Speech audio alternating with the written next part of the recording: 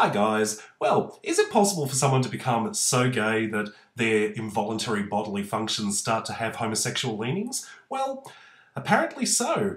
A few minutes ago I had a sneeze and it easily qualified as the gayest sneeze in history because it went from being a sneeze to a really odd impersonation of Beyonce Knowles. Here's a reenactment. The single ladies, the single ladies, the single... Maybe the haters are right. Maybe I am too gay to function.